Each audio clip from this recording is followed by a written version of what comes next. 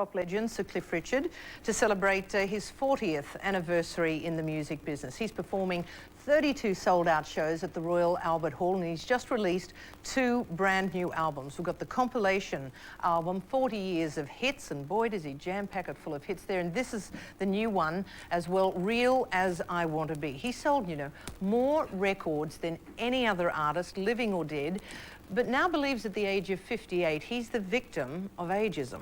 Over the last 5 or 10 years, and it's really become harder and harder, and now almost impossible for people like me at my age, no matter how good our records are, to get any airplay. We decided to release a single from the Real album, and the song we chose was called Can't Keep This Feeling, and a very soul-y, rhythm and blues ballady thing. I sang with a lot of breath and a lot of falsetto, and we did, as we tend to do quite often, a dance mix of it, and it came out really black and soulful. So we thought, let's put this out without my name on it. So we just released a white label CD, and it simply said Black Knight 001. And in 2 stations, I actually got into the charts. And they thought it was terrific. And EMI was getting this kind of message back saying, what is Black Knight?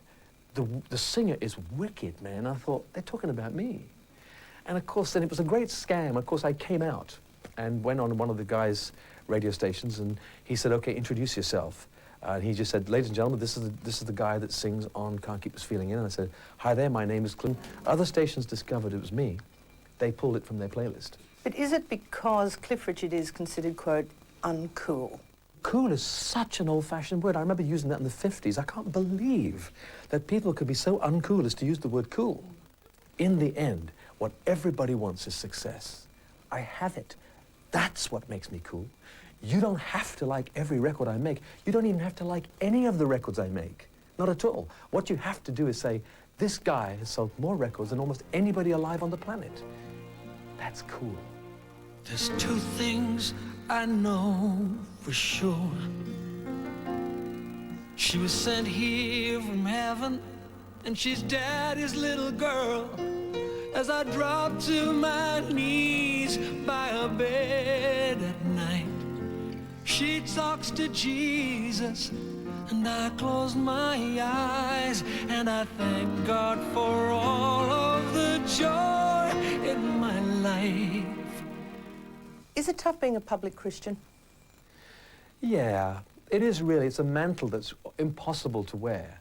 You know, because people, if you say you're a Christian, people seem to demand and expect this kind of perfection, which is impossible.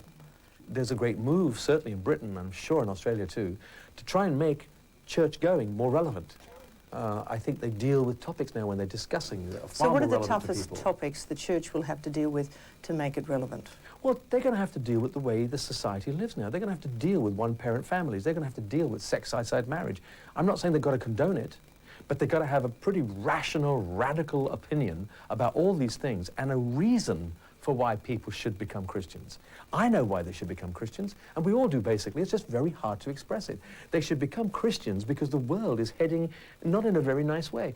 The world is not improving. Just when we think we have world peace, it could explode in the Middle East. What are we going to do? What do we have in life without something that's satisfying and comforting and encouraging, that's going to take you through your life? And when you look at it, there's very little, if anything, that can do that, other than Christianity. But there are the big picture things like the environment and nuclear war. Then there are the everyday things. Virtually everybody lives in sin and has sex outside of marriage today.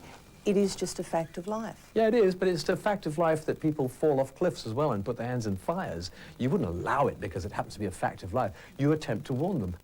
It's not for me to be judgmental. I can only say that it seems to me that we live in a world now that if you look at some of the negative statistics, they've never been as negative or as large. There have never been more people pregnant and having abortions than now. There have never been more marriages breaking down until now. There have never been this time when more relationships, even people who just live, which is a commitment in itself. I don't know that we need to be married all the time. In the sight of God, though, we need to commit to somebody else. Oh, with all that I've done wrong, I must have done something right to deserve a hug every morning and butterfly kisses at night. If I, as a Christian, met somebody else who was a Christian and we wanted to marry, but for some reason we thought we don't need to actually have a bit of paper, I would be prepared to speak in front of other people without a priest. I'm not sure that I'm right in saying this, but if I committed myself to her in the sight of God, to me that would be marriage. But it would mean that I would commit myself to that and I would work to make that work. Okay, I can't guarantee that emotions will always be high and lusty, because I know for a fact that it doesn't always last that way. But if we're genuine and we want to make it work, we can make something fabulous happen, even when the big romantic gush and rush is over. It can still be beautiful and nice, but you've got to work at that. It seems to me that the society is not bothered about working at anything, neither a relationship, not even a job.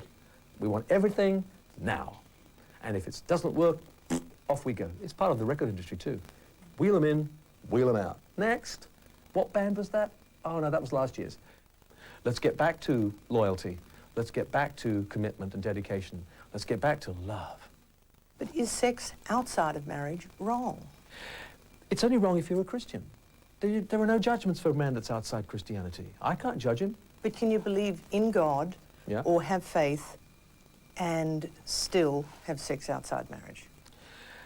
Yeah, I don't think the two things are exclusive. I mean, mutually exclusive.